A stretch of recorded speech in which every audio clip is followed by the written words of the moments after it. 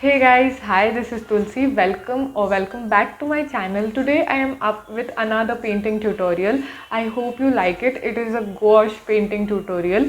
So if you do not have gouache, you can replace the colors with poster colors or even watercolor till an extent for that matter. So let's begin.